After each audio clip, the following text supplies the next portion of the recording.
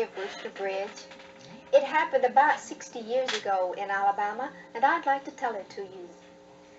The state of Alabama had barely started celebrating its 100th anniversary when it faced a crisis. The Dixie Overland Highway, running from Georgia to California, could not be completed in 1919 because there was no money to build a bridge across the Tombigbee River in Alabama. There was much consternation throughout the state and throughout the nation. In fact, one Alabamian was so distraught at this seeming obstruction to travel across the state that he stood on the bank of the Tombigbee River at Demopolis in 1919, and he asked himself, what will it take to get the people of Alabama to raise enough money to build this bridge? This Alabamian's name was Frank Derby, a man already known to his friends for his ability to get things done. Derby had previously staged several cattle shows at the Tutwiler Hotel in Birmingham, where thousands of people had come to view a prize-winning white bull in the middle of the hotel lobby. As he looked across the Tombigbee River at Demopolis toward the Sumter County side, he remembered that Sumter was sometimes called the Gamecock County because it was named for General Sumter, the Revolutionary War hero who was nicknamed the Gamecock.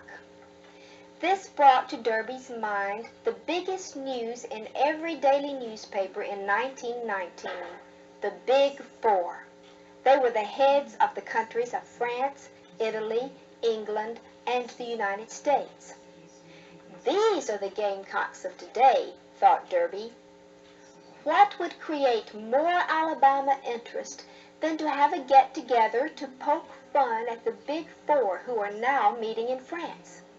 And what would poke more fun than to ship 4 strange roosters into Alabama and to display each rooster as representing one of those statesmen in France? We'll get the finest roosters from all over the world and auction them here in Demopolis to raise money for that bridge. Derby could hardly wait to write Congressman Buck Oliver about Rooster Bridge and his plans for the auction. When Congressman Oliver got the letter, he showed it to his good friend Josephus Daniels, then Secretary of the Navy. Secretary Daniels read Derby's letter and then with a chuckle said, "Well, why not? We'll put it over." Frank Derby's Gamecocks were duly acquired in Italy, France, and England, and since the question of national superiority was at stake, the finest specimens were selected for the trip to the United States. The captain of the ship due to make the voyage to New York received instructions that 3 very important roosters were being consigned to his care. Bulletins were furnished to the press from time to time as to how Clemenceau's rooster of France was standing the trip, as to whether Orlando's rooster of Italy was a pearl as usual, as to whether Lord George's rooster from England appeared to be coming down with some disease. All items of interest concerning these very important roosters were furnished in bulletins to a waiting press.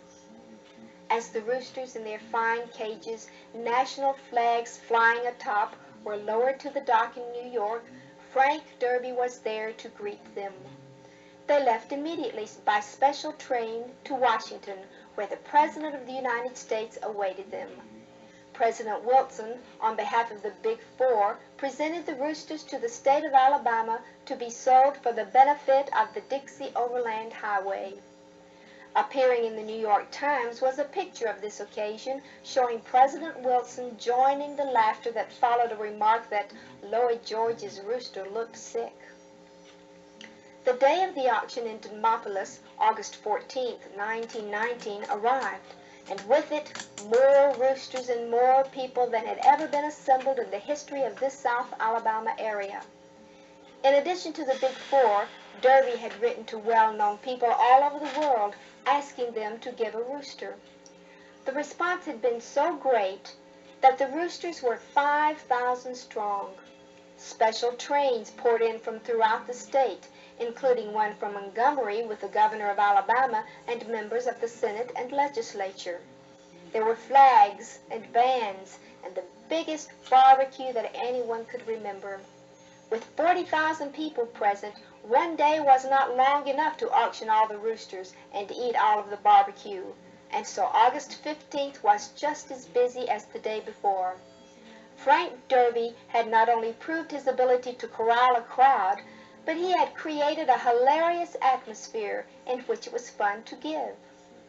Much amusement was afforded the crowd when Frank Willis Barnett, representing the newspaper the Birmingham News, arose to present the rooster which his paper had discovered in a nationwide search for a beautiful, proud-stepping bird. Barnett, who was quite an orator, was suitably dressed for the occasion with spats, stick, and special waistcoat. After dramatically shouting how his paper had secured the healthiest, snappiest rooster in the world to help build the bridge, he lifted the cover from the cage. But the bird was standing weakly on one leg, its sleepy body leaning against the side of the cage, looking as sick as a rooster could. Someone had doped him with morphine. Further amusement was afforded when a small blue hen laid an egg during the auction. As a joke, Helen Keller had sent the hen in place of the rooster. Clemenceau's rooster sold for $10,000, and a group of men in Montgomery bid $44,000 for Wilson's rooster. Over $300,000 was pledged in the two-day auction. A total of $22,000 was made on the barbecue alone. On the Sumter County side of the Demopolis Rooster Bridge in Alabama, there stands today an impressive granite marker. This unique landmark, in honor of Frank Derby, lists the names of people who donated roosters in order that a highway obstruction in Alabama would not dishonor the state's name.